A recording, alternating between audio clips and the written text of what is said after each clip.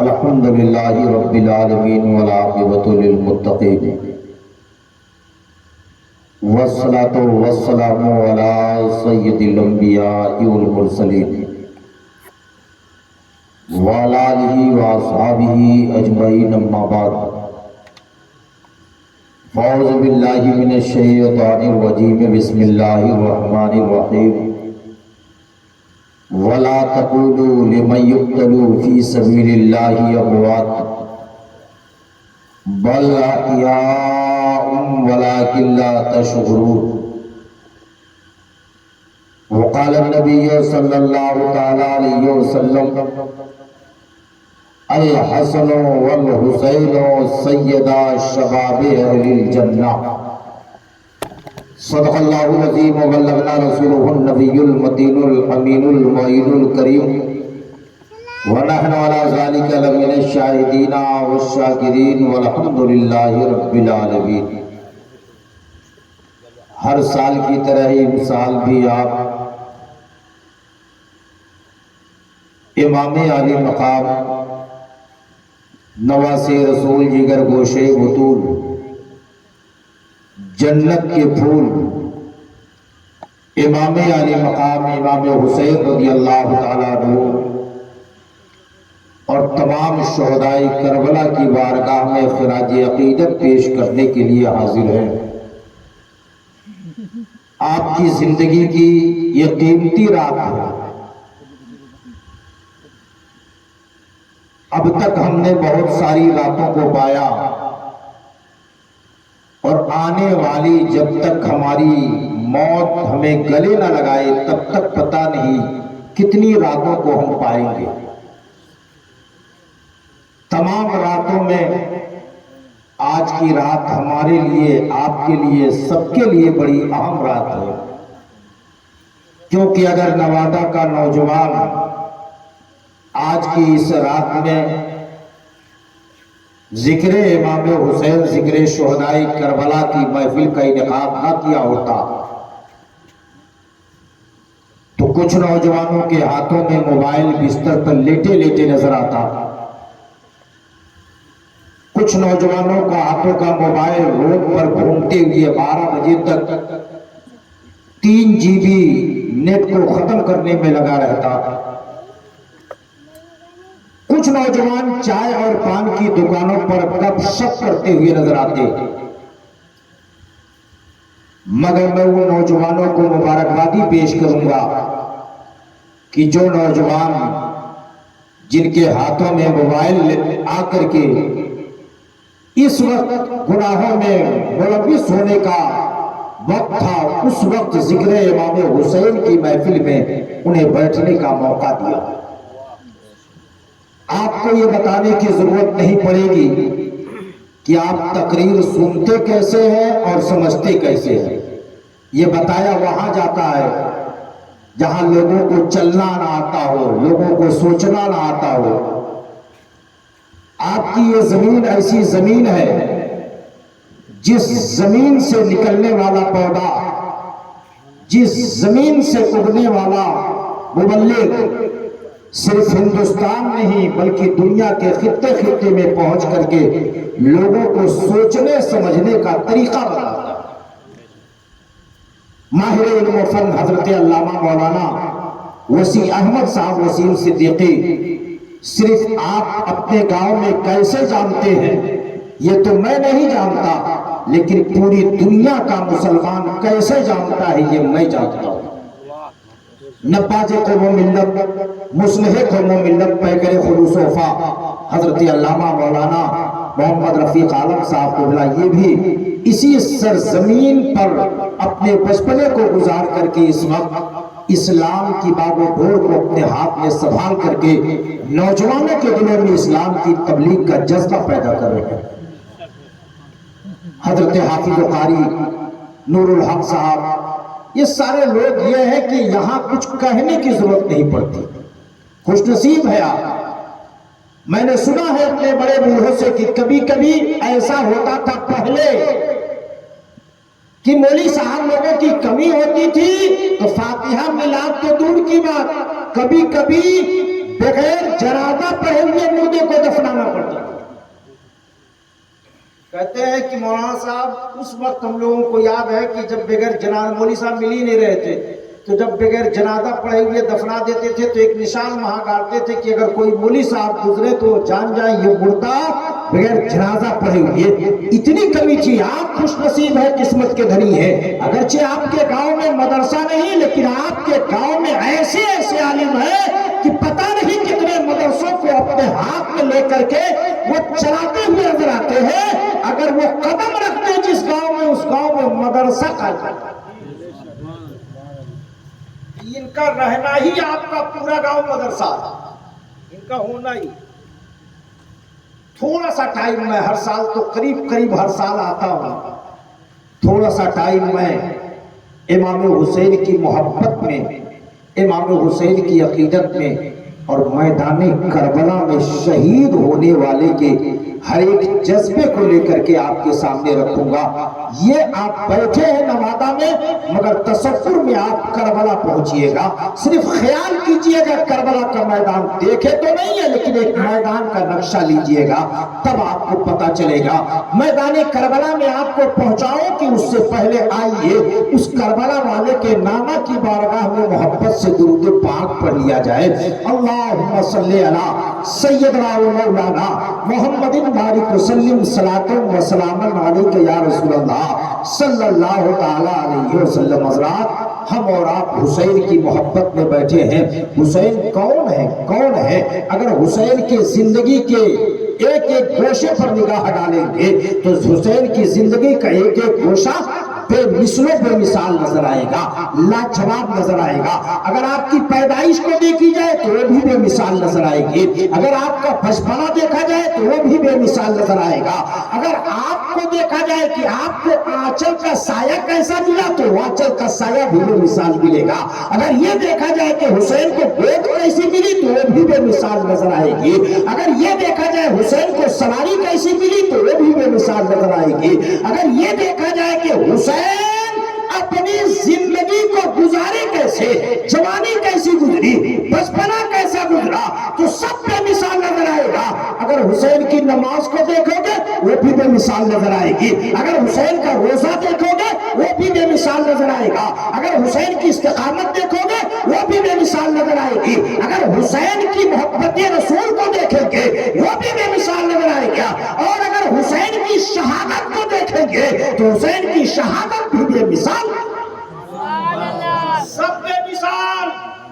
یہ تو حسین کو لے کے چلا، اور اگر پیچھے بڑھو تو حسین کے بابا علی بھی بے مثال نظر آئیں گے، حسین کے نانا محمد رسول اللہ بھی بے مثال نظر آئیں گے، حسین کی نانی بے مثال نظر آئے گی، حسین کی ماں بے مثال نظر آئے گی، حسین کے بابا علی کیسے بے مثال نظر آئیں گے۔ پیارے، آپ جانتے ہیں کہ ساری دنیا کے بچے جب پیدا ہوتے ہیں، کوئی بچہ گھر میں پیدا ہوتا ہے، کسی بچے کی زندگی گھر سے شروع ہوتی ہے، کسی بچے کی زندگی نرسنگ ہوم سے شروع ہوتی ہے، کسی بچے کی زندگی اسپتال سے شروع ہوتی ہے، کسی بچے کی زندگی کہیں سے شروع ہوتی ہے، لیکن آل حسین کے بابا، آپ کی زندگی شروع ہو رہی ہے تو خانہ کعبہ سے شروع ہو رہی ہے، اور اگر ختم ہو رہی ہے تو محراب مسجد میں شروع ہو رہی ہے تو خانہ کعبہ سے، وہ خانہ کعبہ کہ نوادہ کا مسلمان جب اپنی اس خوبصورت مسجد میں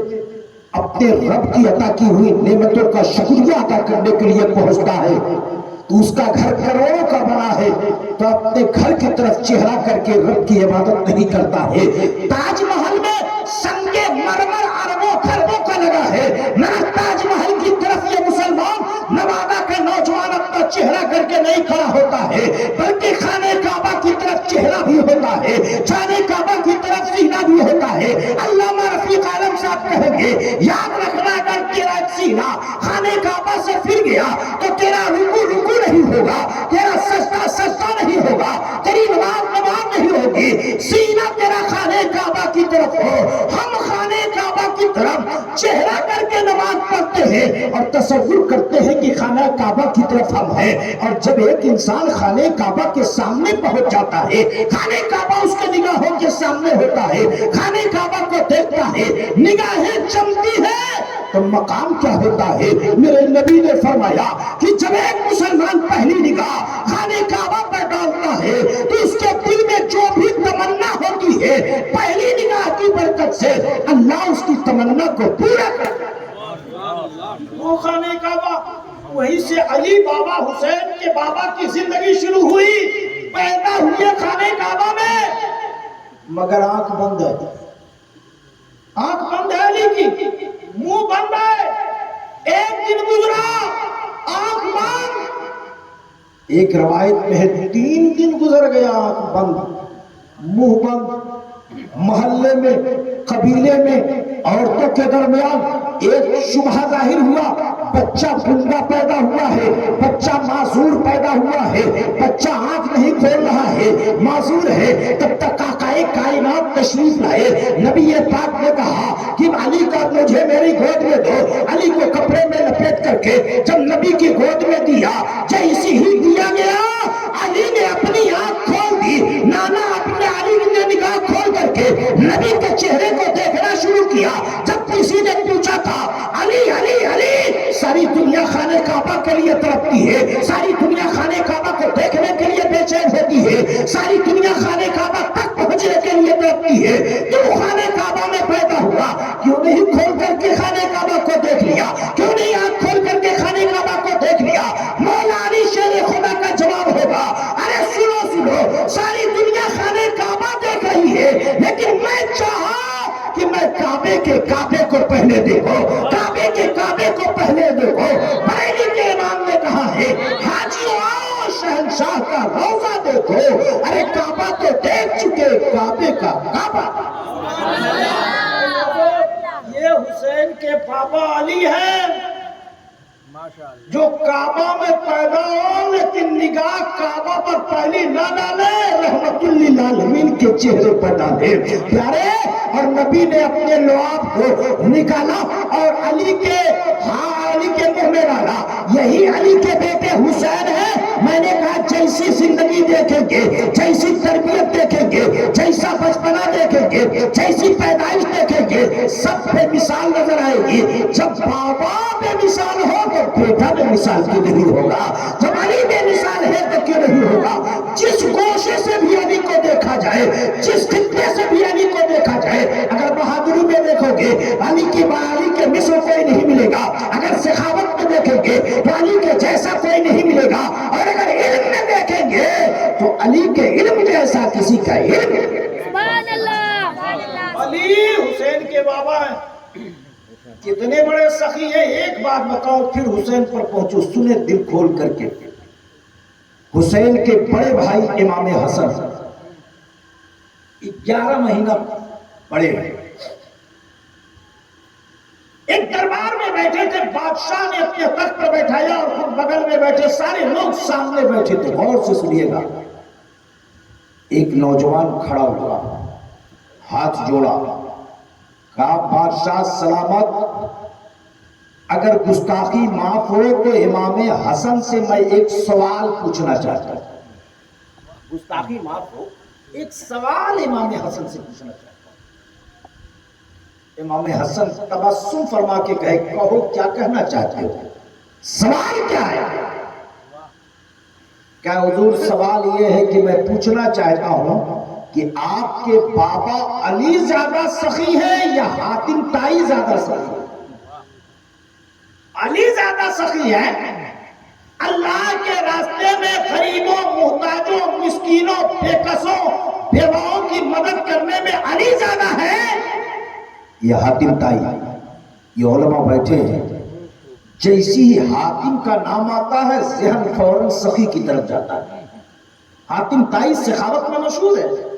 نوجوان نے پوچھا آپ بتائیے امام حسن آپ کے بابا زیادہ سخی ہیں علی؟ یہ حاتم طائی ہے۔ امام حسن کہتے ہیں مسکرا کر کے اے نوجوان تو ہی بتا کون بڑا سخی ہے؟ تو ہی بتا کون بڑا سخی ہے؟ ہاتھ جوڑا ہے اس نوجوان نے، کہا معاف کیجئے گا میں تو یہ جانتا ہوں کہ علی سے بڑا سخی حاتم طائی ہے، حاتم طائی بڑا سخی ہے۔ ہر ایک حیرت میں پڑے. امام حسن مسکرا رہے ہیں، غصہ نہیں ہوئے، کیونکہ جب چھوٹی سی عمر تھی حسین اور حسن کی، ماں فاطمہ نے دونوں کو لیا اور اپنے ابو جان محمد رسول اللہ کی چوکھٹ پہ لے آئی اور لا کے کہی کہ ابو جان میرے دونوں بیٹوں کو کچھ عطا کر دیجیے، کچھ دے دیجئے. ہوتا نہیں ہے جب ہمارے گھر کوئی پیر کامل آتے ہیں، کوئی بزرگ آتے ہیں، کوئی بڑے مولانا آتے ہیں، ہم اپنے چھوٹے بچے کو لے جاتے ہیں، مولانا صاحب آپ تھوڑا سا ادھر کچھ دعا دے دیجئے، کچھ وظیفہ دے دیجئے، کچھ عطا کر دیجئے. وہ سر پہ ہاتھ رکھتے ہیں، کچھ پڑھ کر کے پھونکتے ہیں، وہ سینے سے لگاتے ہیں، کچھ کر دیتے ہیں، عطا کرتے ہیں. فاطمہ حسن و حسین کو لے کر کے گئی تھی اور کہی تھی کہ اے ابا جان آپ انہیں کچھ دے دیجئے. تو میرے نبی نے حضرت امام حسن کو علم اور بردباری دیا تھا اور مولا حسین کو نبی پاک نے شجاعت دیا. سبحان اللہ. نبی نے کہا کہ حسین شجاعت لے جا، بہادری لے جا، اور حسن کو کہا تو علم اور بردباری لے جا، یعنی غصہ کبھی نہیں ہوگا، تو ہمیشہ نرمی سے بات کرے گا. نوجوان جب کہا تو میرے حسن نے مسکرا کر کے کہا تو نے کہا کہ حاتم زیادہ سخی ہے، کیسے یہ تو بتا دے کیسے.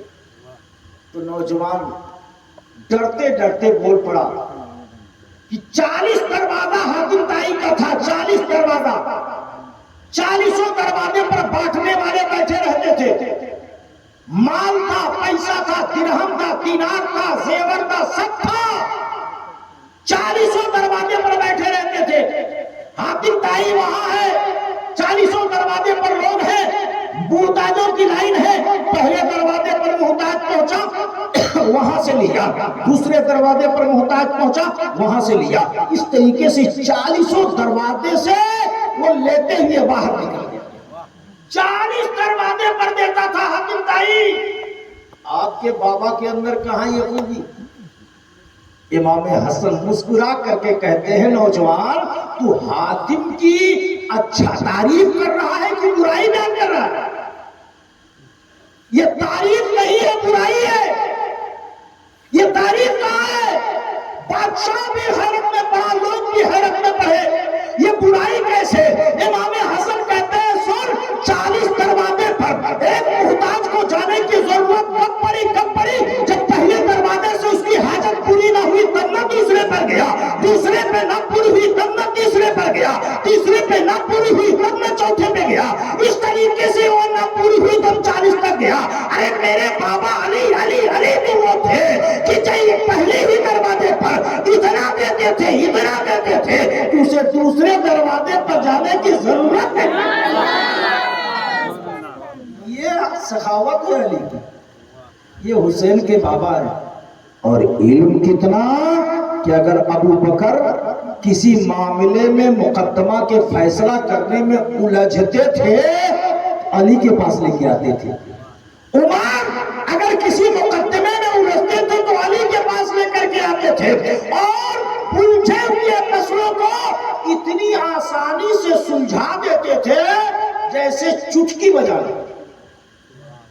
2 آدمی سفر کر رہے تھے، 2 آدمی، ایک آدمی کے پاس 3 روٹی تھی اور ایک آدمی کے پاس 5 روٹی تھی.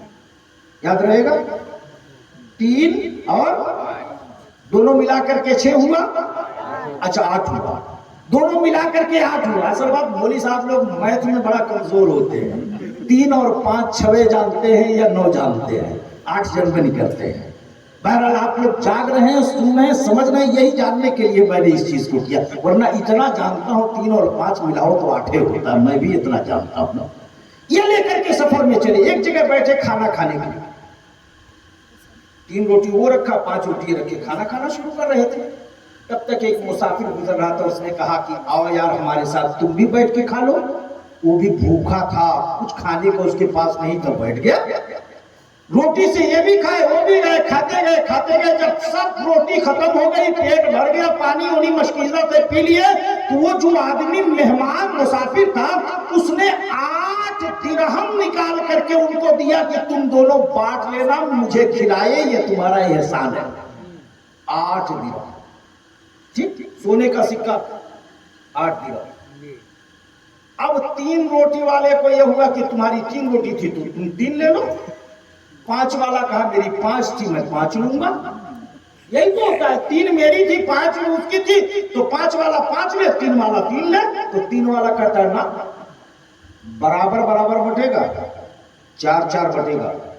कहा नहीं मेरी ज्यादा। यहां तक कि मामला इतना उलझा कि मौला अली के पास पहुंच गया।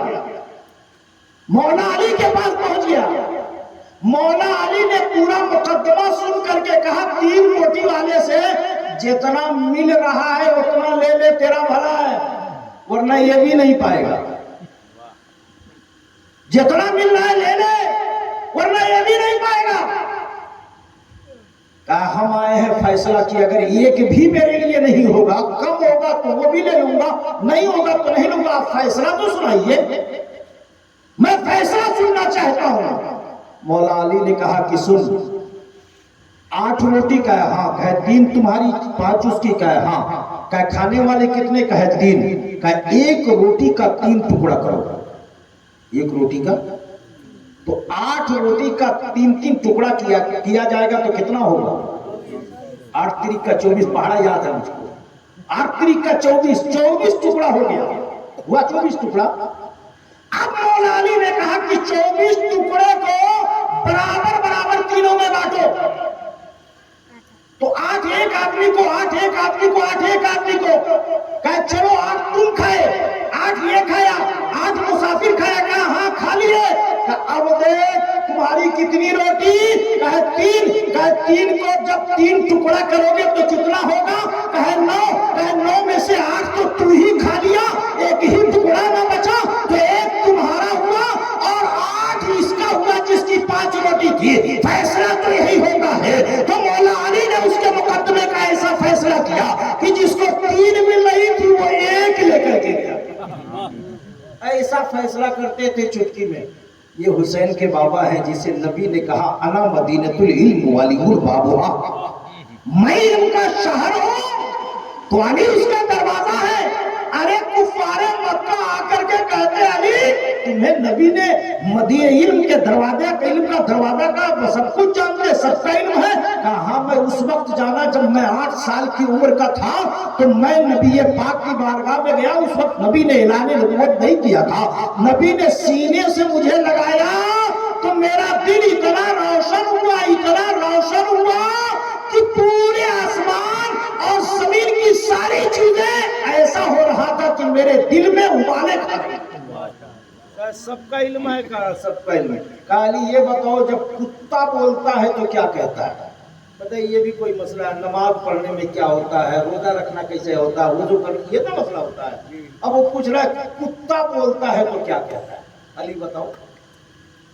मौला अली शेरे खुदा ने कहा, पूछ रहा है मेरे इल्म के बारे में जो नबी ने अता किया कि सुन, कुत्ता जब बोलता है, भूखता नहीं, रोता नहीं, जब बोलता है कुत्ता तो कहता अल्लाहुम्मा रहमहु व यरहमनी, ऐ अल्लाह तू उस पर रहम कर जो मुझ पर रहम करे, ऐ अल्लाह तू उस पर रहम कर जो मुझ पर रहम करे। आप कहेंगे कि ऐसा तो कोई भी कह सकता है, कुत्ता ये बोलता है।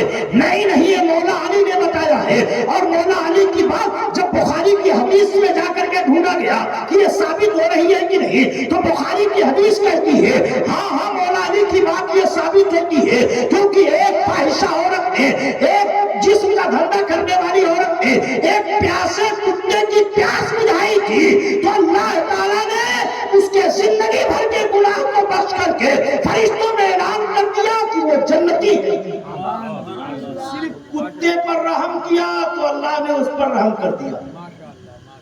इसीलिए मौला अली ये हुसैन के बाबा और हुसैन उनके बेटे, वो जब दुनिया में आए तो उनको भी नबी पाक ने अपनी गोद में लिया। मां फातिमा देख रही थी कि अपने حسین منہ کو کھولے، لیکن جیسی ہی نانا کی گود میں گئے منہ کھلا۔ حسین نے کے منہ میں نبی نے لعاب کو ڈالا، اور جب لعاب کو ڈالا حسین نے اپنے منہ کو بند کر لیا۔ جب حسین کی جوانی میں حسین سے پوچھنے والے نے پوچھا تھا تو حسین کا جواب یہی تھا، ارے ساری دنیا ماں کی چھاتی سے دودھ پی کر کے اپنی زندگی کی شروعات کرتی ہے، لیکن میں اپنے نانا کے لعاب سے اپنی زندگی کی شروعات کرنا چاہتا تھا تاکہ زندگی میں جیسا بھی وقت آئے میرے نانا کا لعاب میری رہنمائی کرے۔ گویا کی اشارت پر گویا کہ حسین نے یہ کہہ دیا، کربلا میں جب علی اکبر کی لاش مجھے کندھے پہ اٹھانا ہو تو میرے نانا کا لعاب مجھے صبر کی تلقین دے۔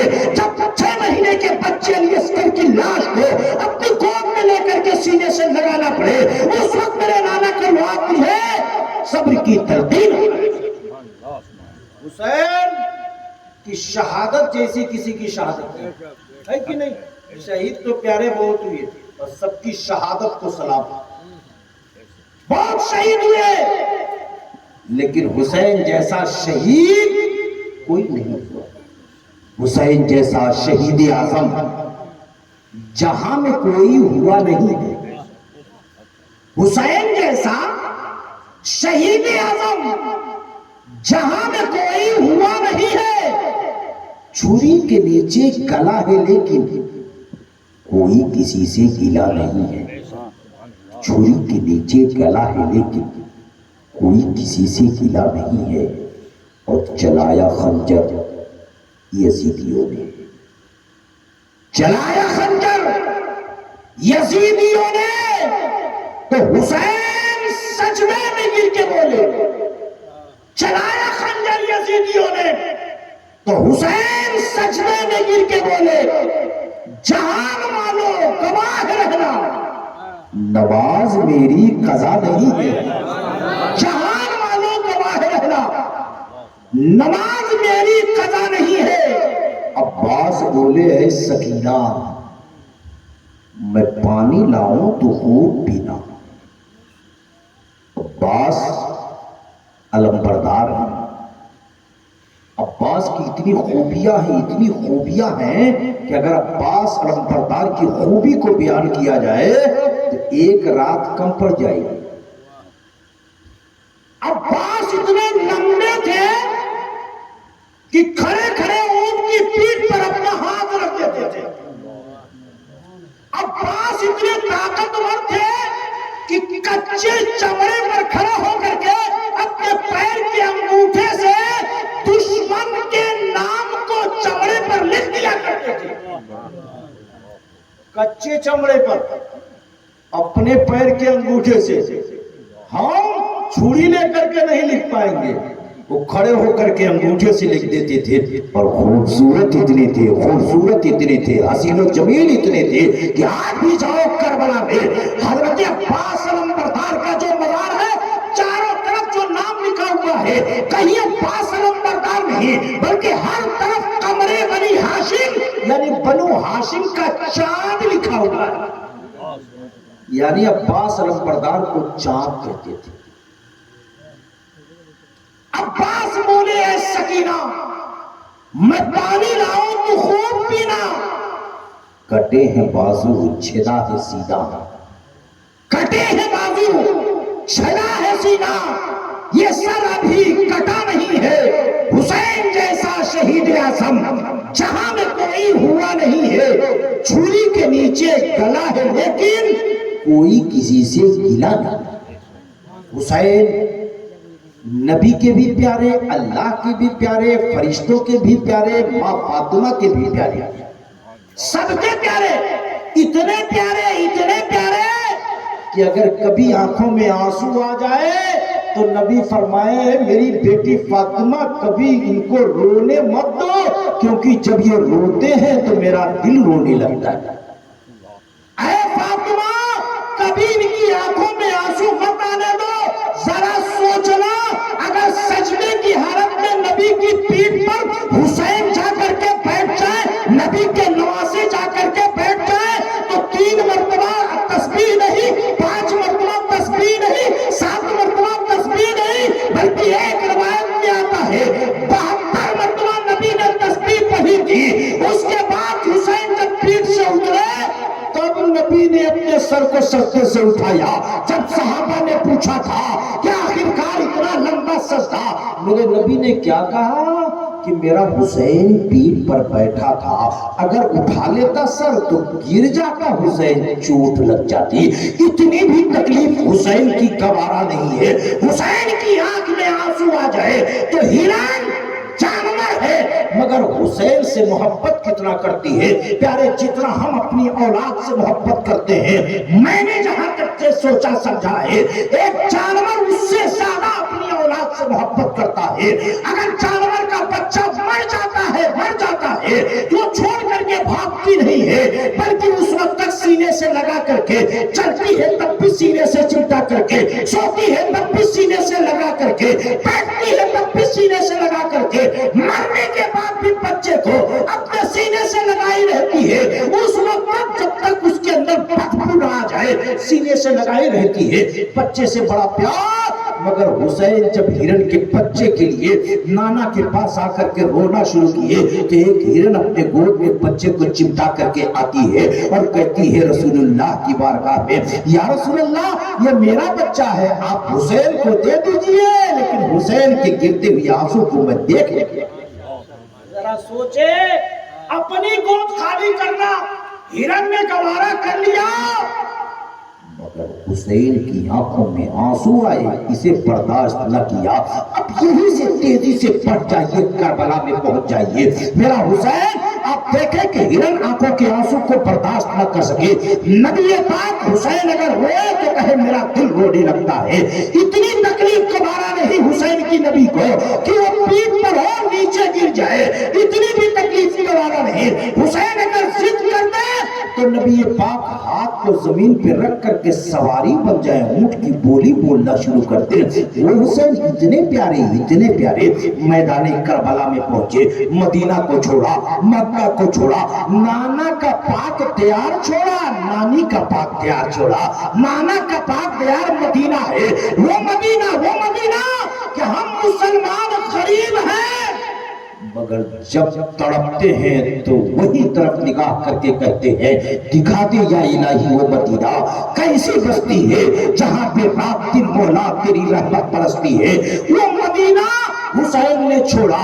مکہ جو نانی کا دیار ہے اسے حسین نے چھوڑا اور مکہ چھوڑ کر کے کربلا میں محرم کی 2 تاریخ کو پہنچے.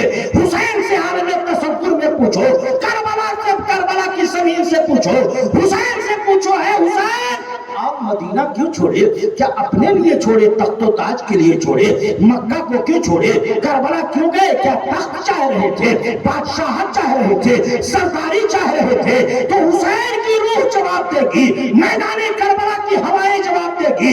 حسین گویا کہ یہی کہیں گے ارے میں سردار بننے کے لیے کربلا میں جانا، سن مجھے سرداری کی کیا ضرورت ہے؟ میں تو وہ ہوں کہ میرا خاندان سرداری کے ساتھ ہے. میرے نانا نبیوں کے سردار ہیں، میرے پاپا علی ولیوں کے سردار ہیں، میری ماں خاتون جنت جنتی عورتوں کی سردار ہے اور میں خود جنتی مردوں کا سردار ہوں. ارے پورا امت سردار ہے. میں سرداری کے لیے نہیں گیا، قیامت تک اپنے نانا کے امتیوں کو بچانے کے لیے کربلا میں گیا. حسین 2 محرم کو پہنچے. دن اور رات کٹتے گئے، دن کٹتا رات کٹتی، مکالمہ ہوتا. 7 محرم الحرام کو جب حسین کے کھانے اور پانی کو بند کیا، کس نے؟ 22,000 یزیدی کتوں نے، 22,000 یزیدی فوجی. اے نوادہ کا نوجوان دل میں ایک بات اٹھا لے، جو 22,000 یزیدی فوجی تھے میدان کربلا میں، چہرے پر داڑھی تھی، سر پر امامت تھا، ہاتھ میں قرآن تھا. فجر کے وقت اذان ہوتی سر جھکاتے، ظہر کے وقت اذان ہوتی سر جھکاتے، عصر مغرب عشاء کی نماز پڑھتے. یعنی قرآن نماز، اس میں کتنے حاجی بھی تھے. 22,000 یزیدیوں کی فوج جو تھی وہی فوج تھی جو اپنے آپ کو اسلامی ناموں کے ساتھ مشہور کی تھی. کی حسین کے کھانے کو بھی بند کیا, حسین کے پانی کو بھی بند کیا. دنیا کہتی ہے کہ حسین کو کھانا اور پانی بند کیا گیا.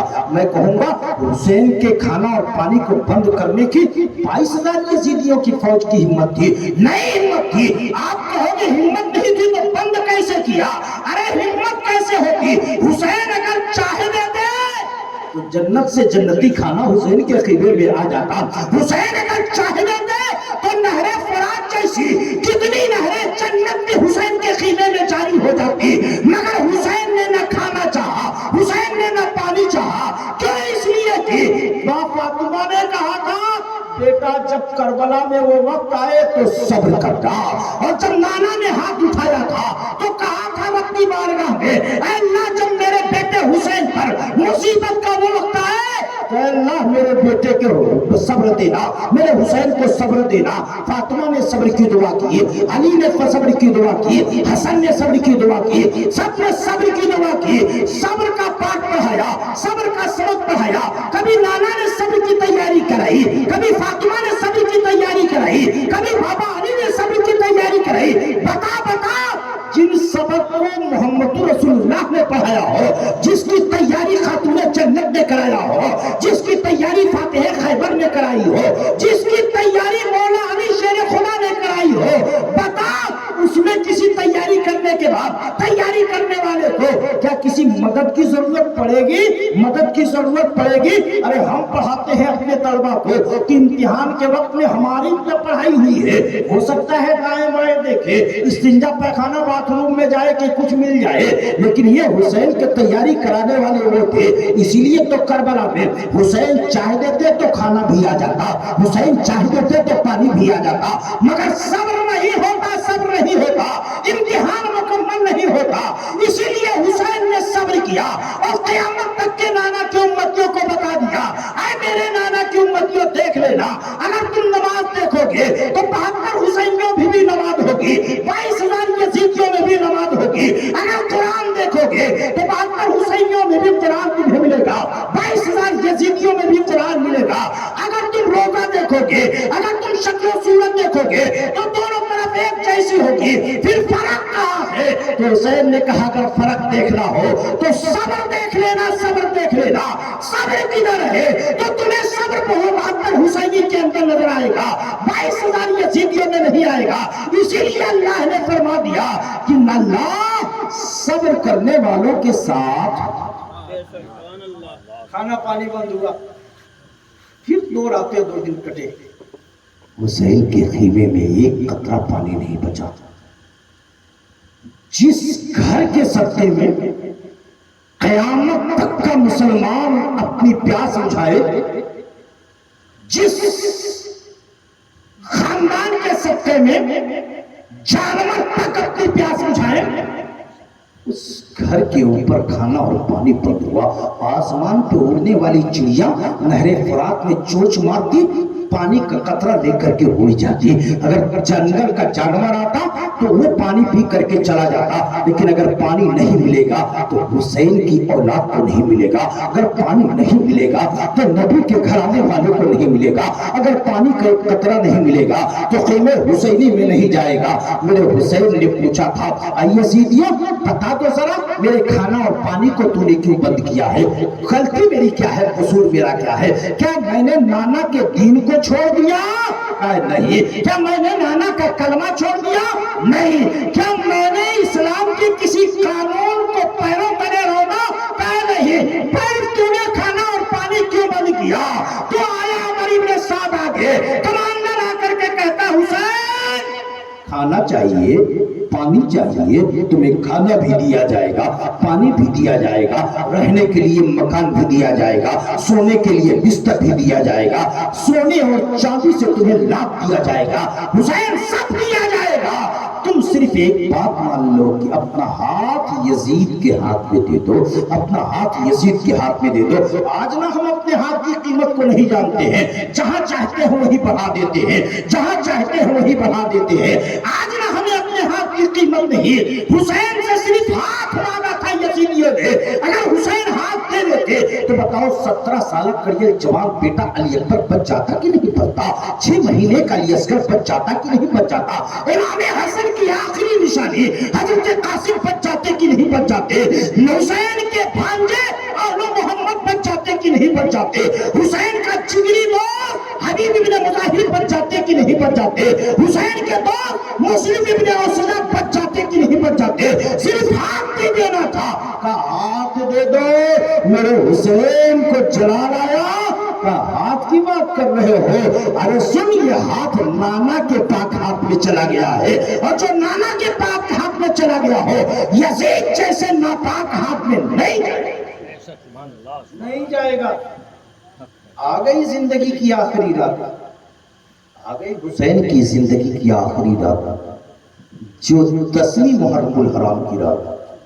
بات کرتے ہوئے بات بڑھتی رہی. عصر کے بعد ادھر کچھ ہلچل ہوئی. 22,000 یزیدیوں نے.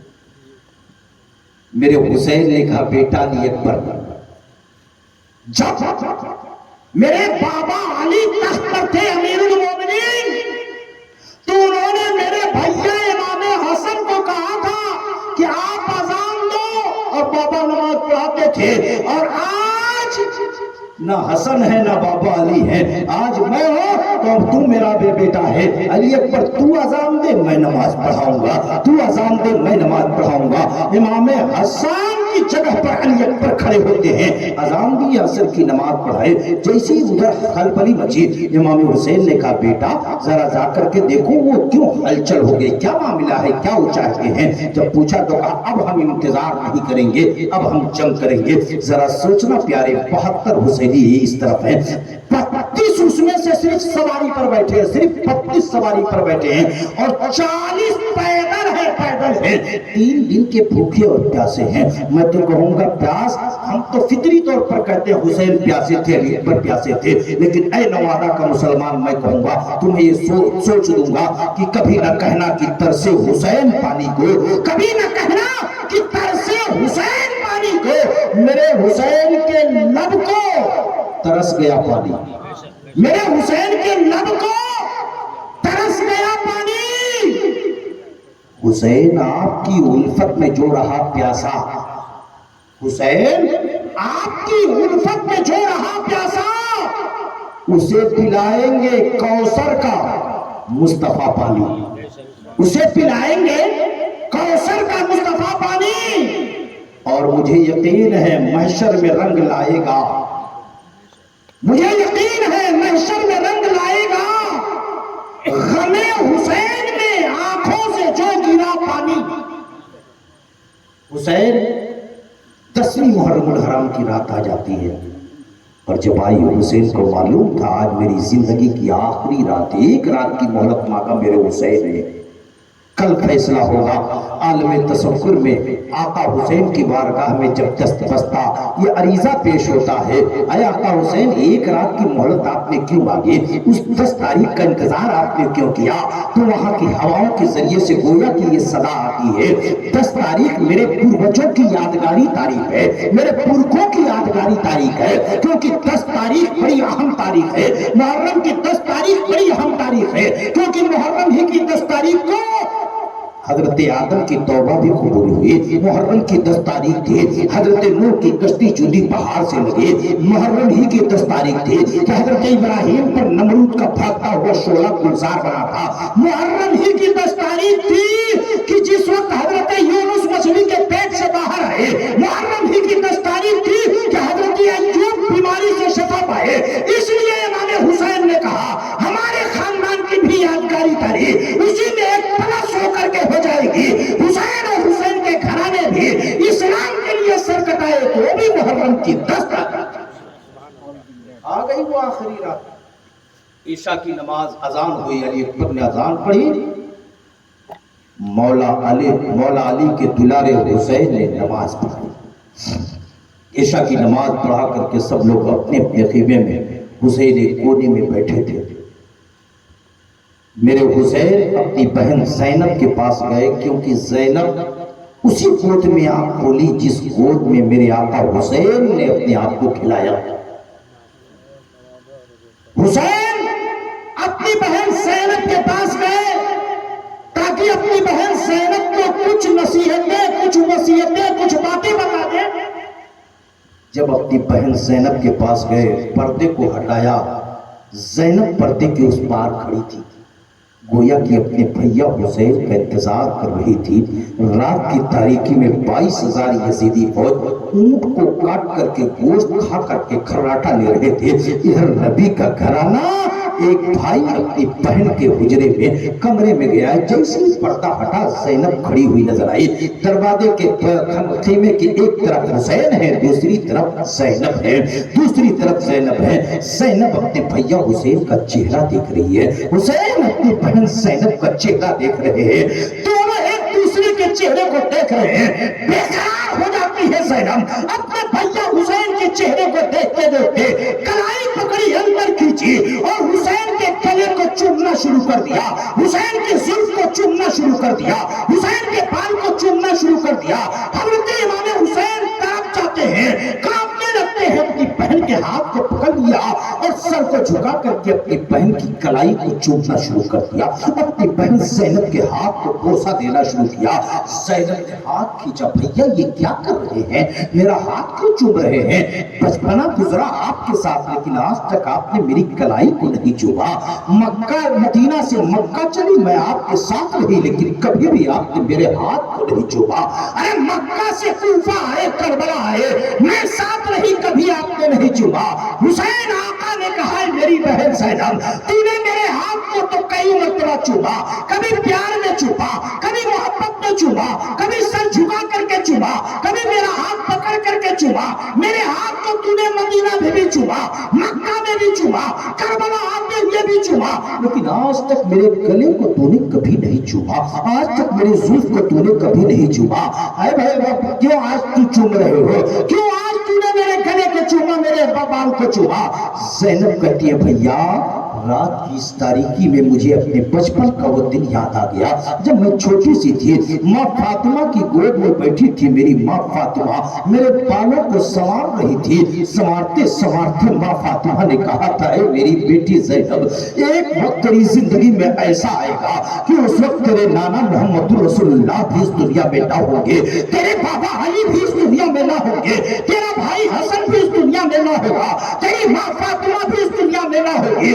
تو ہوگی، تیرا حسین ہوگا، اور تیرے نانا کی امتیوں کی تلوار ہوگی. تیرے نانا کی امتیوں کی تلوار تیرے بھائی حسین کے گلے کو کاٹے گی اور تیرا بھائی حسین اپنے نانا کے دین کی حفاظت کے لیے، بچانے کے لیے گردن کو کٹا دے گا. بھیا میں دیکھ رہی ہوں کل کا سورج جو نکلے گا، اسی گردن پر کل یزیدیوں کی تلواریں چلے گی، اس لیے چوم رہی ہو بھیا، چوم رہی ہو. اس گردن کو چوم رہی ہو کہ جس گردن کو کبھی نبی نے چوما ہے، کبھی ماں فاطمہ نے چوما ہے، کبھی ابو بکر نے چوما، کبھی عمر نے چوما، کبھی عثمان و علی نے چوما. اس گردن کو چوم رہی ہو. تب تک حسین نے کہا، بہن میں بابا علی کے کندھے پر تھا، بابا علی مجھ سے پیار کر رہے تھے، چھوٹا سا تھا. بابا علی نے کہا، بیٹا جب کربلا میں تو امتحان دینے جائے گا، اپنے نانا کے دین کو بچانے کے لیے تو پہنچے گا، جب مصیبت اور پریشانی کا وقت آئے گا تو اس وقت تیری بہن زینب کے ہاتھوں میں بیڑیاں پہنائی جائیں گی، تیری بہن زینب کے پیروں میں زنجیریں ڈالی جائیں گی. بہن میں دیکھ رہا ہوں کل کا سورج جو نکلے گا، جب ہم سب شہید ہو جائیں گے، تیرے انہی ہاتھوں میں بیڑیاں پہنائی جائیں گی، اس لیے ان ہاتھوں کو چوم رہا ہوں.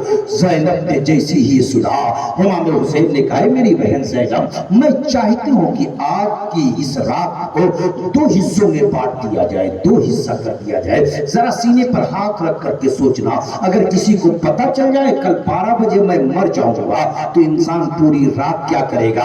ارے میرے فلاں دوست کو بلا دو، ارے میرے بیٹے کو بلاؤ، خزانہ یہاں رکھا ہے بتا دو، فلاں بینک میں یہ پیسہ ہے، زمین کا کاغذ یہاں ہے، اس میں ہم لگیں گے. لیکن آج حسین اس طریقے سے بھوکے اور پیاسے ہیں، مگر ایسے وقت میں بھی نماز کا شوق آپ نے نہیں چھوڑا، قرآن کی تلاوت نہ چھوڑی، گویا کی قیامت تک کے نانا کی امتیوں کو بتا دیا، دیکھ دیکھ میں بھوکا تھا تب بھی نماز پڑھا، میں پیاسا تھا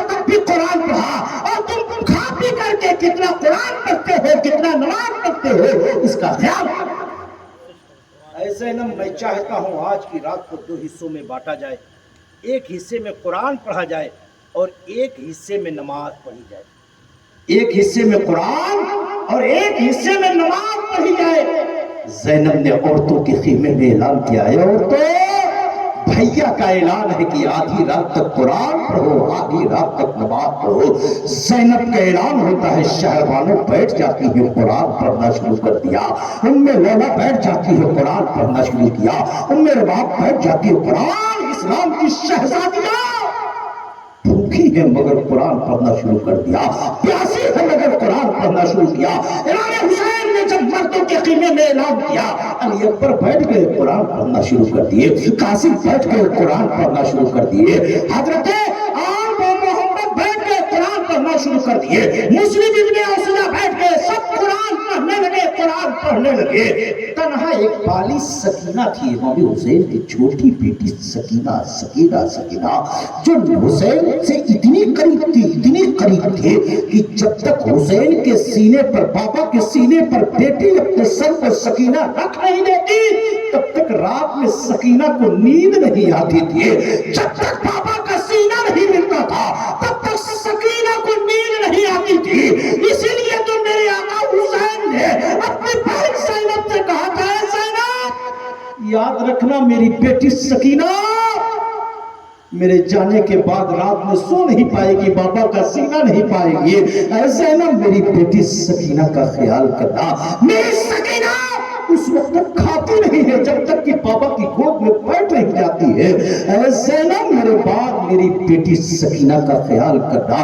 وہی سکینہ ہے کہ اب تک پورے خیمے میں بچوں کی طریقے سے دوڑتی رہتی تھی. ہم بھی جانتے ہیں، آپ بھی جانتے ہیں، گھر میں کتنا بڑی مصیبت ہو مگر چھوٹے بچے جو ہوتے ہیں، بھوک لگتی ہے، اماں کی آنچل کو پکڑتے، اماں بھوک لگی ہے، پیاس لگی ہے، وہ نہیں جانتی ماں رو رہی ہے کیا کر رہی ہے، انہیں کھانا چاہیے، پانی چاہیے. سکینہ جب بھی پیاسی ہوتی پھوپھی زینب کے قدموں کو پکڑ لیتی، پھوپھی پیاس لگی ہے، پانی چاہیے، تو پانی کا تو ایک قطرہ نہیں تھا. زینب یہ نہیں کہتی بیٹی پانی کہاں ہے، زینب سکینہ کو اٹھا لیتی، سینے سے لگا لیتی اور اتنا پیار کرتی زینب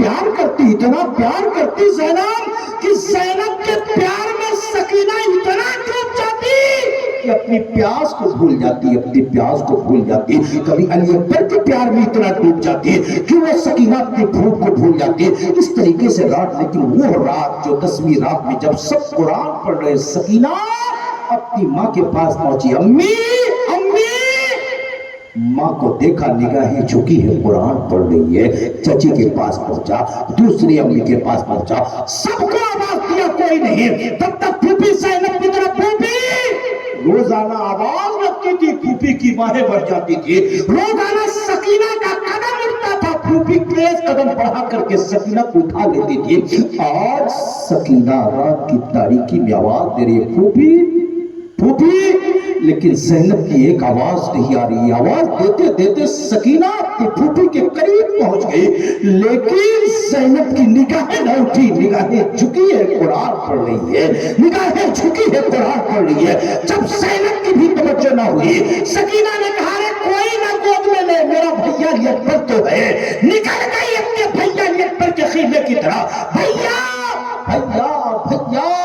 علی اکبر نگاہیں جھکی ہے، قرآن پڑھ رہے، نہ اٹھا. تب تک سکینہ تڑپ جاتی ہے، سب قرآن پڑھ رہے. کاش میں قرآن پڑھنا جانتی تو آج امی جان کے بغل میں بیٹھ کر کے میں بھی قرآن پڑھتی. کاش میں قرآن پڑھنا جانتی تو پھوپھی جان کے بغل میں بیٹھ کر کے میں قرآن پڑھتی. تب تک دل کی دھڑکنوں سے گویا کی آواز آتی، سکینہ پریشان کیوں ہے؟ تیرے بھیا علی اکبر کو قرآن پڑھنا تیرے بابا حسین نے سکھایا ہے، تمہیں شہربانوں کو قرآن پڑھنا سکھایا حسین نے. حسین ہے تیرے بابا ہے، جا سیکھ لے. تب تک سکینہ تیز قدم بڑھاتی ہوئی اپنے بابا حسین کی طرف بڑھی. بابا.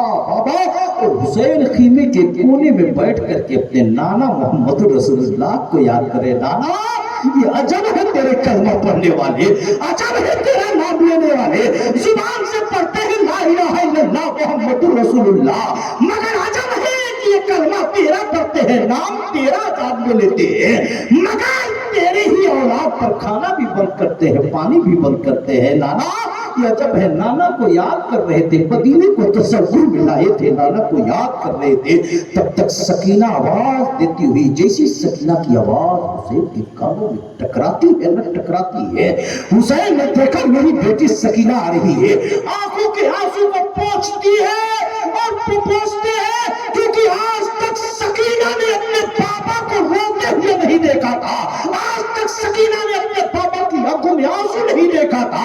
حسین جانتے تھے اگر میری بیٹی میری آنکھوں کے آنسو کو دیکھے گی تڑپ جائے گی، دو چار باہوں کو بڑھایا، کیا بات ہے بیٹی؟ سکینہ آئی، سینے سے لگ گئی اور کہی بابا سب قرآن پڑھ رہے ہیں، بابا بھابیا پھوپھی ماں سب قرآن پڑھ رہی ہے، بابا آپ ہی نے تو سکھایا ہے، اپنی بیٹی سکینہ کو بھی سکھا دیجئے تاکہ میں بھی قرآن کربلا میں بیٹھ کر کے پڑھوں۔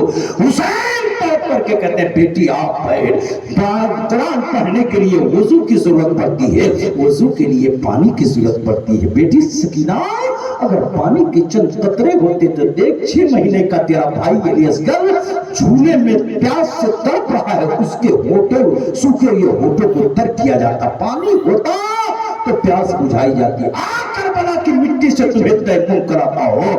حسین نے اپنی بیٹی سکینہ کو کربلا کی مٹی سے تیمم کرایا اور تیمم کرا کر کے سکینہ بادب بیٹھ گئی۔ حسین نے کہا پڑھو بیٹی بسم اللہ الرحمن الرحیم۔ سکینہ نے جب قرآن پڑھنے کے لیے بسم اللہ پڑھا، اب انتظار کر رہی ہیں بابا آگے پڑھاؤ، بابا آگے پڑھاؤ، بابا آگے، نگاہیں جھکی ہے کیونکہ دیکھا تھا پھوپھی قرآن پڑھ رہی ہے تو نگاہیں جھکی ہے، بھیا قرآن پڑھ رہے ہیں تو نگاہیں جھکی ہے، ماں قرآن پڑھ رہی ہے نگاہیں، جو نگاہیں سکینہ جھکا کر کے بسم اللہ پڑھ لی، بابا آگے بڑھے، جب انتظار کرتے کرتے کرتے وقت گزر گیا، نگاہوں کو اٹھایا کہ بابا سے پوچھو بابا آگے کیوں نہیں پڑھا رہے ہیں؟ جیسی سکینہ کی نگاہ اٹھتی ہے، سکینہ کی نگاہ اٹھتی ہے تو اپنے بابا کی آنکھوں میں آنسو دیکھ پڑتی ہے کہ میرے بابا رو رہے ہیں، سکینہ اپنے ننھے ہاتھوں کو جوڑ دیتی ہے، بابا آپ رو رہے ہیں، بابا آپ رو رہے ہیں کہ آپ کی بیٹی سکینہ کی کوئی ایسی بات ہے جو آپ کے دل کو دکھا دی ہے، آپ میری وجہ سے رو رہے ہیں، بابا میں چھوٹی ہوں، میں نہ سمجھ ہوں، بابا اگر میری وجہ سے رو رہے تو بابا مجھے معاف کر دیجئے، بابا مجھے معاف کر دیجئے، مجھ سے غلطی ہو گئی۔ بالی سکینہ جو اپنے ننھے ہاتھوں کو جوڑ کر کے اپنے بابا سے معافی مانگ رہی ہے، حسین نے اپنی بیٹی سکینہ کو کھینچا تھا، سینے سے لگا کے کہا تھا اے میری بیٹی سکینہ تیری وجہ سے نہیں رو رہا ہوں۔ پھر بابا کیا سب کو قرآن پڑھنا سکھانا شروع کیے تھے تو روئے تھے؟ کیا بھیا علی اکبر جب شروع کیے تب بھی آپ روئے تھے؟ کیا پھوپھی زینب جب شروع کی تھی تب بھی روئے تھے؟ کیا قرآن پڑھنا جب آپ نے شروع کرایا تب روئے تھے؟ امام حسین کہتے ہیں نہیں بیٹی وہ نہیں رویا تھا، پھر آج کیوں رو رہے ہیں؟ تو حسین نے کہا تھا بیٹی سب کو شروع کرایا تو پورا قرآن پڑھانا میں سمجھ رہا تھا پڑھا دوں گا، لیکن آج تمہیں کربلا میں شروع تو کرا رہا ہوں، پتہ نہیں پورا قرآن پڑھا پاؤں گا کہ نہیں پڑھا پاؤں گا، پتہ نہیں قرآن ختم کرا پاؤں گا کہ نہیں کرا پاؤں گا۔ سکینہ اتنا سنتی ہے بابا کی گود سے الگ ہٹ جاتی ہے، کہتی بابا یہ آپ کیا کہہ رہے ہیں؟ کیا آپ ہمارے ساتھ نہیں رہیے گا؟ کیا آپ ہمارا ساتھ چھوڑ دیجئے گا؟ بابا اگر آپ ہمارے ساتھ نہیں رہیے گا، ہمارا ساتھ چھوڑ دیجئے گا تو آپ کی بیٹی سکینہ بابا کس کو کہہ کر کے پکارے گی؟ آپ کی بیٹی سکینہ جب رات میں سونا ہوگا تو کس کے سینے پر سر رکھ کر کے سوئے گی؟ بابا اگر آپ ہمارا ساتھ چھوڑ دیجئے گا تو سکینہ کو کھانا کون کھلائے گا؟ آپ کی بیٹی کو کھانا کون کھلائے گا؟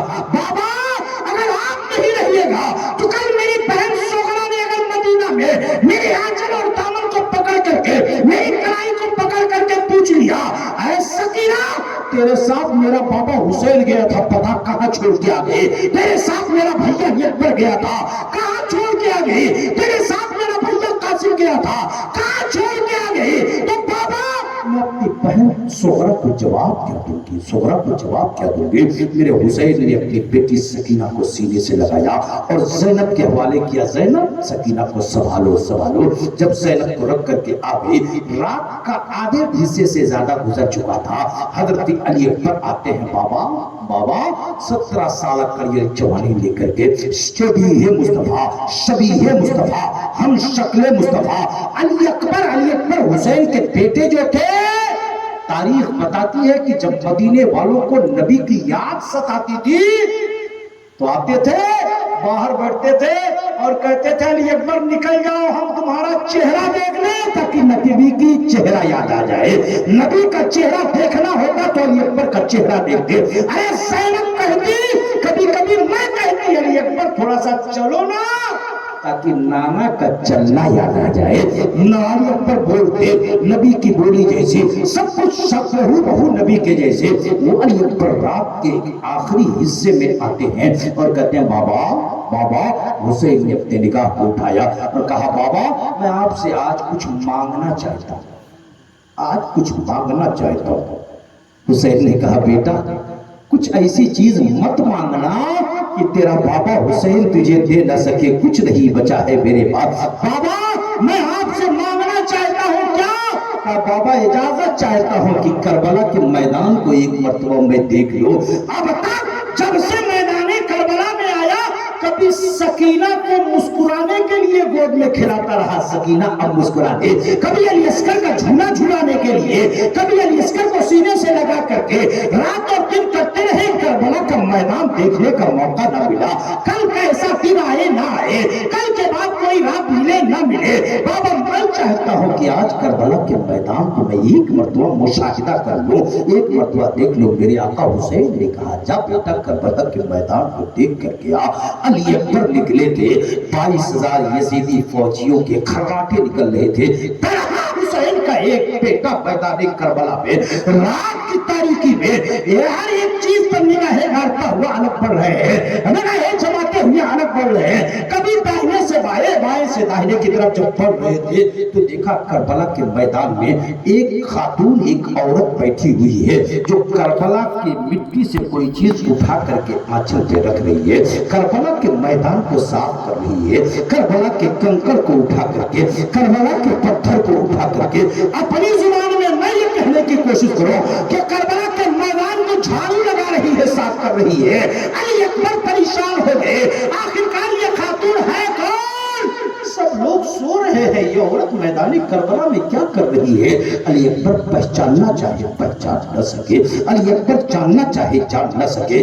جب حسین کے پاس آئے میرے آقا حسین نے پوچھا بیٹا علی اکبر میدان کربلا کو دیکھ لیا؟ ہاں بابا دیکھ آیا, مگر ایک چیز سمجھ میں نہ آئی. کیا بیٹا کیا نہیں سمجھ میں آیا؟ کہا بابا میں میدان کربلا کا جب مشاہدہ کر رہا تھا تو میں نے دیکھا کربلا کے میدان میں ایک عورت کوئی چیز کربلا کی مٹی سے اٹھا کر کے آنچل میں یعنی کنکر اور پتھر کو اٹھا کر کے میدان کربلا کو صاف کر رہی تھی. پہچاننا چاہا بابا پہچان نہ سکا. وہ کون عورت تھی؟ میرے آقا حسین نگاہوں کو اٹھاتے ہوئے کہتے ہیں بیٹا نہیں جانتے وہ میری ماں فاطمہ الزہرا ہے جو میدان کربلا کو صاف کر رہی ہے تاکہ کل دن کے اجالے میں جب ان کے شہزادوں کی لاش گھوڑے سے نیچے گرے تو کوئی کنکر ان کو چھپ کر کے تکلیف نہ پہنچائے, کوئی پتھر چھپ کر کے تکلیف نہ پہنچائے. علی اکبر سنتے ہیں سوچے چلو ملاقات تو کر لو. جیسے ہی پڑھا حسین نے کلائی پکڑ لیا. وہ روح فاطمہ تھی جو مجسم شکل میں کربلا کے میدان میں تھی, اب تم نہیں دیکھ پاؤ گے. اے لوگوں حضرت علی اکبر اپنے خیمے میں چلے گئے. پوری رات نماز اور قرآن پڑھ کر کے گزرتی ہے. فجر کی نماز ہونے کے بعد 10ویں محرم الحرام کا دن شروع ہو جاتا ہے. وہ خونی منظر کہ اگر اس کو بیان کیا جائے تو پتھر بھی رونے پر مجبور ہو جاتا ہے. اگر ہمارے سامنے کیسا بھی دشمن, انسان تو انسان ہے پیارے, اگر جانور اگر بھوک اور پیاس سے تڑپتا ہوتا ہے تو ہم انسانوں کی انسانیت یہ کہتی ہے اسے بھی کھلاؤ اسے بھی پلاؤ. لیکن آخر یزیدی کا جب تمہارا حال ہے کہ 6 مہینے کے بچے کے اوپر بھی تم نے کچھ رحم نہ کھایا. علی اکبر 17 سالہ کرجل جوانی لے کر کے گئے, ان پر بھی رحم نہ کھایا. ایک تو ایسا نوجوان تھا کہ جس کی 17 دن ہوا تھا ابھی شادی ہوئی, وہ میدان کربلا میں نہیں آیا تھا. کربلا کے میدان کے کنارے ایک جھوپڑا تھا, اسی جھوپڑے میں تھا. ایک ماں اپنے اکلوتے بیٹے کو ایک ہی بڑھاپے کا سہارا تھا, دلہا بنا کر کے بھیجا تھا, جاؤ دلہن کو لے آؤ, میری بہو کو لے آؤ. 17 دن ہوا تھا شادی ہوئی. میدان کربلا میں میرے آقا حسین 72 حسینیوں کی لائن کو لگا رہا ہے. 72 حسینیوں کی قطار, ادھر 22,000 یزیدیوں کی لائن لگ رہی ہے. 72 حسینیوں کی لائن لگ رہی تھی. ادھر بوڑھی ماں لاٹھی ٹیکتی ہوئی اپنے جوان بیٹے جس کی شادی ابھی 17 دن ہوا تھا, بولا بیٹا بیٹا بیٹا اپنی ماں کے سامنے آ جاتا ہے، آ کر کے کہا کہو اماں کیا بات ہے؟ کہا بیٹا میری ایک آخری بات مانو گے؟ میرا دودھ تو نے پیا؟ کہا اماں تیرے دودھ ہی کی برکت ہے کہ آج تیرا بیٹا قدموں سے چل رہا ہے، تیرے دودھ ہی کی برکت ہے اماں کہ تیرا بیٹا آج اس عمر تک پہنچا ہے، تو نے دودھ پلایا۔ کہ آج میرے دودھ کے ایک قطرے کا حق ادا کرنے کا وقت آ گیا، کیا کرو گے؟ کہ اماں حکم تو دے۔ کہ دیکھ میدان کربلا میں میرے آقا حسین اپنے جانثاروں کے ساتھ اسلام کے جھنڈے کو بلند کرنے کے لیے اپنے خاندان کے خون کو گرانے کے لیے تیار ہے۔ میں چاہتی ہوں کہ حسین کے قدموں پر میرا بیٹا بھی قربان ہو جائے، تاکہ کل قیامت کے میدان میں میرا بیٹا جب شہید ہو تو کربلا کے شہیدوں کی ماں میں بھی کھڑی ہوتی ہوئی نظر آؤں۔ لیکن بیٹا بھی 17 دن ہوا ہے تیری شادی ہوئی، کہیں بیوی کی مسکراہٹ تیرے پیروں میں زنجیر نہ بن جائے، کہیں بیوی کی محبت تجھے میدان کربلا میں جانے سے روک نہ دے۔ نوجوان بیٹا بول پڑتا ہے اماں جان میں جاؤں گا، لیکن ایک مرتبہ اپنے بیوی سے ملاقات کر لو۔ اے لوگوں، ماں نے کہا کہ بیٹا کہیں ایسا نہ ہو کہ تم نہ جا سکو، کہ جانے تو دو۔ گئے، بیوی کھڑی ہو جاتی ہے، سرتاج بیٹھی ہے، وہ بیوی جسے دل بھر کر کے ابھی تک نہ شوہر نے بیوی کو دیکھا نہ بیوی نے شوہر کو دیکھا، ابھی 17 دن ہوئے تھے شادی ہوئے، ابھی پوری پیار محبت کی بات بھی نہیں ہوئی تھی۔ بیٹھنے کے لیے کہا، تب تک نوجوان نے کہا، نوجوان بول پڑتا ہے اے میری شریک حیات، تو نے اپنے باپ کے گھر کو چھوڑا، اپنے بھائی بہن کو چھوڑا، ماں کو چھوڑا، میرے لیے چھوڑا، لیکن دیکھ کربلا کے میدان میں میرا آقا حسین آواز دے رہا ہے میں جا رہا ہوں، تم چاہو تو جاؤ اپنے باپ کے گھر اور چاہو تو یہاں رہو۔ وہ نے خاتون بول پڑتی ہے اے میں آپ کو اجازت دیتی ہوں تاکہ کل قیامت کے میدان میں بھی ایک شہید کی بیوی کی شکل میں کربلا کے میدانوں کی شکل میں وہاں موجود رہو، میں اجازت دیتی ہوں، لیکن ایک شرط ہے میری، ایک شرط ہے۔ کیا شرط ہے؟ کہ آیا نہیں میدان کربلا میں چلیے، حسین کے سامنے آپ سے وعدہ لوں گے۔ جیسے ہی باہر نکلے بیوی ساتھ میں آئی، بوڑھی ماں ساتھ میں آئی، میدان کربلا میں پہنچے تھے، بوڑھی ماں نے لاٹھی کے سہارے پہنچ کر کے میرے آقا حسین کے سامنے کہا یہ میری پوری زندگی ہے، میری پونجی ہے، میرا سب کچھ ہے، یہ میرا بیٹا لائی ہو، آپ قبول کر لیجئے میرے بیٹے کو۔ میرے آقا حسین دیکھتے ہیں نوجوان کو، تب تک اس بوڑھی عورت نے کہا یہ اس کی بیوی ہے، اس نے اپنے شوہر سے ایک وعدہ لینا ہے، کہیے کہ حسین کے سامنے۔ میرے حسین نے کہا کہو کیا وعدہ لینا چاہتی ہو؟ تو اس نئی نویلی دلہن نے کہا تھا میرا آقا حسین میں اپنے شوہر سے وعدہ لینا چاہتی ہوں کہ جب تک مجھے ساتھ نہیں لے لیں گے تب تک میرے شوہر جنت میں قدم نہیں رکھیں گے، یہ وعدہ کر لے۔ حسین نے مسکرا کر کے ایسے عالم نے کہا تھا اے نوجوان وعدہ کر لے کہ جب تک تجھے نہیں ساتھ لوں گا تب تک جنت میں داخل۔ وعدہ لے لیا، بس یہ آخری وعدہ لے لیا۔ خیمے میں گئے، سر پر امامہ باندھا، تلوار لیا، سوچا کہ اب چلوں۔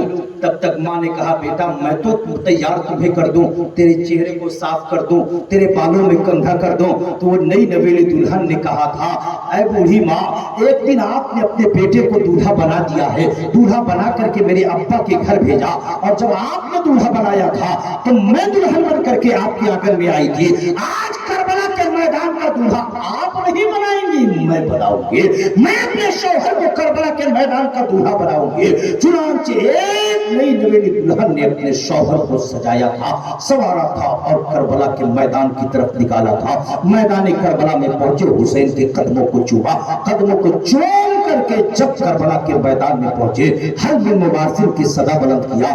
ایک آیا سر کٹا، دوسرا آیا سینہ پھاڑا، تیسرا آیا سر کو دھڑ سے الگ کیا۔ آتے گئے کرتے گئے، آتے گئے کرتے گئے۔ کمانڈر نے کہا ایک ایک کر کے جاؤ گے، ایک ایک کر کے جاؤ گے تو یہ حسین کا غلام تنہا کئی ہزار کو کاٹ ڈالے گا، اس لیے ایک ایک کر کے مت جاؤ، چاروں طرف سے حملہ کر دو۔ تیروں کی بارش آتی ہے، ایک شخص پر تیر چلتے ہیں، ایک شخص پر، ایک تنہا نوجوان کے اوپر تیر رکھ کر کے لگتا ہے۔ تیر ایک آدمی کے اوپر جب چاروں طرف سے آئے، سوچو جسم کا کوئی حصہ بچے گا، ایک تیر ان کے سر میں آ کے لگا، ہاتھوں سے لگام چھوٹی، آواز دیا ادرکنی یا حسین، अदरिकनी या हुसैन, हुसैन। अपने गुलाम की खबर लीजिए, मेरे आका हुसैन मैदान करबला में जाते हैं और उस नौजवान को देखते हैं, बैठ गए, तीर निकालना शुरू किया। जो तीर निकल नहीं रहा था उसको तोड़ दिया, उसी जिस्म के अंदर तोड़ दिया, जिस्म के अंदर। और जब तीर निकल गया, चेहरे पर खून पूरा भरा हुआ था, पूरे जिस्म से खून निकल रहा था। मेरे आका हुसैन उस नौजवान की लाश को उठाते हैं। 56 साल की उम्र है मेरे आका हुसैन की, और उस नौजवान की लाश को उठा करके जब मैदान करबला से चले थे, खीमे के बाहर रखे थे, तो बूढ़ी औरत जो अपने बेटे के जिस्म को जमीन पर पड़ा हुआ देखी, बाहर निकले। और जब बीवी बाहर निकली और निकलती है तो बाप बैठ करके अपने बेटे के जिस्म पे लगे हुए खून को अपने आंचल से साफ करती है, चेहरे पर लगे हुए खून को साफ करती है। और माँ कहती है, बेटा आज तो तूने अपनी माँ को सुरखरू कर दिया, आज तो तूने अपनी माँ के पिए हुए दूध के एक कतरे का हक अदा कर दिया। बेटा मैं तुमसे बहुत खुश हूँ। तब तक वो नई नवेली दुल्हन बैठती है और अपने शौहर के सीने पर सर रख देती है। सर रख करके आंखों को बंद किया था। बूढ़ी औरत चाहती है कि अब उठे तो लेकर के अंदर चलो, अब उठे लेकर के। इंतजार करती रही लेकिन सर न उठा, इंतजार करती रही मगर सर न उठा, इंतजार करती रही मगर सर न उठा। जब सर न उठा, तब जब हाथ पकड़ा तो देखा कि उसकी नई नवेली दुल्हन भी इस दुनिया से जा चुकी है। इमाम हुसैन जब करीब आए, पूछा तो इमाम हुसैन ने कहा, अरे तेरा बेटे ने वादा किया था जब तक बीवी को साथ में नहीं लेगा तब तक जन्नत में नहीं दाखिल होगा। अरे शहीद जब मरता है, जन्नत की हूरें आती है ले जाने के लिए, तेरा बेटा चाहता कैसे जब तक बीवी को ना ले ले। इसीलिए अल्लाह ताला ने उसी वक्त मौत के फरिश्तों को भेजा, दोनों को एक साथ जन्नत की बहारों में पहुंचा। ये गुलाम की बात थी। अहले बैत के जानिसारों की कुर्बानी, वो भी बड़ी अजीब कुर्बानी है, जिसने हक करबला में अदा कर दिया, अपने नाना का वादा वफा कर दिया, घर का घर सबसे बुर्दे खुदा कर दिया, कर लिया नोश जिसने शहादत का जाम, उस हुसैन इब्ने हैदर बिला सलाम। अल्लाह ने और आपको हुसैन की मोहब्बत में जिलाए, हुसैन की मोहब्बत में इस दुनिया से उठाए।